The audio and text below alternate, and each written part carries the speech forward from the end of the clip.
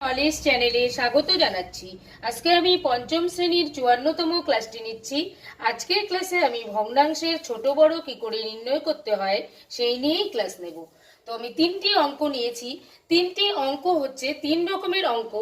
এই অঙ্কটাতে হর দেওয়া আছে, সমান হর বিশিষ্ট এই ভগ্নাংশগুলো। এই অঙ্কটাতে সমান লব বিশিষ্ট এরা সবাই। এখানে আছে লব হর সবগুলোই আলাদা।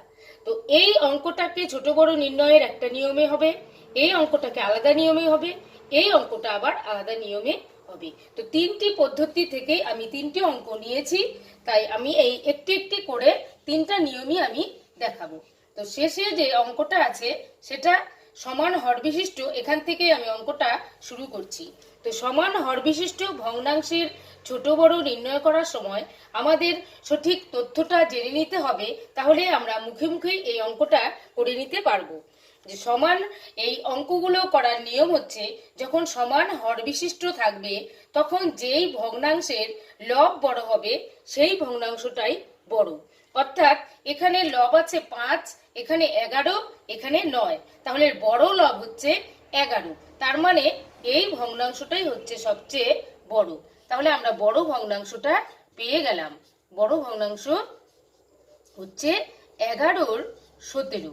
এবার আমরা ছোট ভগ্নাংশটা খুঁজে নেব। তাহলে লব যার ছোট সেই ভগ্নাংশটাই ছোট। তাহলে 5 হচ্ছে সবচেয়ে ছোট, তাই এই ভগ্নাংশটা হচ্ছে সবচেয়ে ছোট ভগ্নাংশ। তাহলে আমরা ছোট ভগ্নাংশ পেয়ে গেলাম 5/17। এইভাবে আমরা বুঝে নিয়ে এই অঙ্কগুলো মুখে মুখেই করে নিতে পারবো। যখন হর সমান থাকবে তখন লব যেই ভগ্নাংশটার বড় হবে সেই ভগ্নাংশটাই বড়, এবং যার লব ছোট হবে সেই ভগ্নাংশটাই ছোট। এবার চলে যাচ্ছি 2 নম্বর অঙ্কে। এখানে কিন্তু লব দেওয়া আছে সমান এবং হরগুলো আলাদা। এর নিয়মটা একটু আলাদা। যখন আমাদেরকে লব দেওয়া থাকবে সমান, তখন আমাদেরকে বের করে নিতে হবে যে হর কোনটা আছে ছোট কোনটা বড়, সেটা আগে আমরা দেখে নেব। হর আছে 10, 18 এবং 23।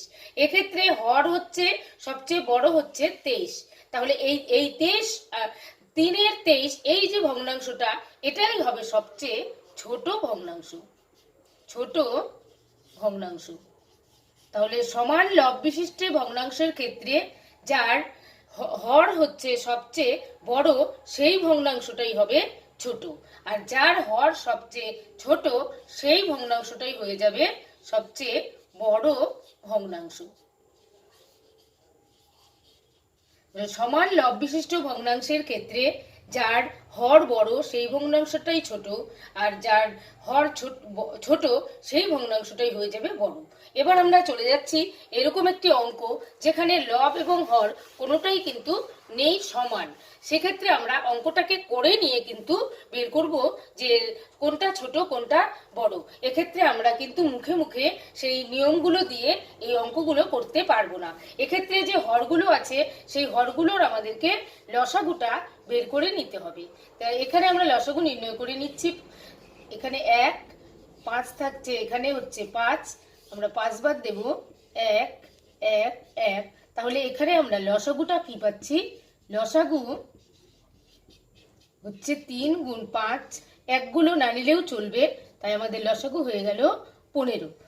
এবার আমরা চেষ্টা করব এই অঙ্কের সবগুলো হরকে, এই লসাগু 15 এসেছে, এই 15 আনতে। তাহলে প্রত্যেকটা অঙ্ক আমরা তুলে নেব, অর্থাৎ এই অঙ্কটাকে আমরা সমান হর বিশিষ্ট পরিণত করব। সমান হর বিশিষ্ট পরিণত করে তারপর আমরা বের করে নেব কোনটা ছোট ভগ্নাংশ কোনটা বড় ভগ্নাংশ। অঙ্কগুলো তুলে নিয়ে আমি দাগ দিয়ে দিচ্ছি। এবার আমরা আবার অঙ্কগুলোকে এখানে সমান সমান দিয়ে সবগুলোকে তুলে নিলাম। এইভাবে আমরা করছি অঙ্কটাকে সমান হর বিশিষ্ট ভগ্নাংশে পরিণত করার জন্য। যতক্ষণ না সমান হর বিশিষ্ট ভগ্নাংশে পরিণত করব ততক্ষণ আমরা ছোট বড় নির্ণয় করতে পারবো না। তো আমরা অঙ্কটাকে তুলে এইভাবে গুণের আকারে লিখে নিলাম। এবার আমরা প্রত্যেকটা হরকে সমান আনবো। সমান কততে আনবো? সেটা হচ্ছে যে লসাগুটা 15 এসেছে, এই 15 করব। তাহলে এখানে আমাদের হরে আছে 3, তাহলে আমরা যদি 3কে 5 দিয়ে গুণ করি তাহলে আমরা 15 পাবো। যেহেতু আমরা হরকে 5 দিয়ে গুণ করেছি তাই আমরা লবকেও 5 দিয়ে গুণ করব। এই ভগ্নাংশটার ক্ষেত্রে আমাদের 5 আছে, 15 করতে গেলে 3 দিয়ে গুণ করতে হচ্ছে, তাই আমরা লবকেও 3 দিয়ে গুণ করব। এখানে 15ই আছে, তাহলে এখানে আমরা 1 দিয়ে গুণ করব, তাই সেইভাবে আমরা উপরেও 1 দিয়ে গুণ করব। এবার আমরা গুণগুলো করে দিচ্ছি। 5 দুগুণে 10, নিচে 3 পাঁচা 15, 3 নিচে 3 পাঁচা 15, এখানে 4 নিচে 3 পাঁচা 15। আমরা সমান হর বিশিষ্ট করে নিলাম। সমান হর বিশিষ্ট যে সংখ্যাটা সেটা হচ্ছে এই লসাগু যা আসবে সেই সংখ্যাটাই আমাদেরকে আনতে হবে। তাহলে এবার আমরা সমান হর বিশিষ্ট করে নিয়েছি, তা আমরা জানি যে সমান হর বিশিষ্ট ভগ্নাংশের যার লব হচ্ছে বড় সেই ভগ্নাংশটাই হচ্ছে বড় বড় ভগ্নাংশ। তাহলে আমরা বড় ভগ্নাংশটা পেয়ে গেলাম 10-এর 15 অর্থাৎ 2-এর 3। এবার আমরা ছোট ভগ্নাংশটা নেব।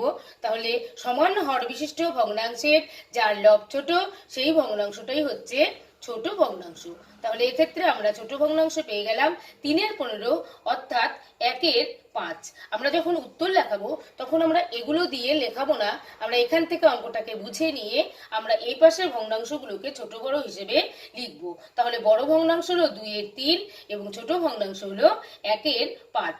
এই অঙ্কগুলো অনেক সময় ছোট থেকে বড় সাজাও বা বড় থেকে ছোট সাজাও, ঠিক সেম একই প্রসেসে অঙ্কটা করে নিয়ে উত্তরটাকে আমরা লিখে দেব। ছোট থেকে বড় সাজালে পাই কিংবা বড় থেকে ছোট সাজালে পাই, এই ভগ্নাংশগুলো কমা কমা দিয়ে আমরা লিখে দেব। এইভাবে আমরা শিশুদেরকে এই ভগ্নাংশে ছোট বড় নির্ণয় করতে শেখাবো। আজকের এই ক্লাসটি ভালো লাগলে লাইক করবেন, কমেন্ট করবেন, শেয়ার করবেন এবং আমার পরবর্তী ক্লাসটি পেতে আমার চ্যানেলটিকে সাবস্ক্রাইব করে আমার সঙ্গে থাকবেন।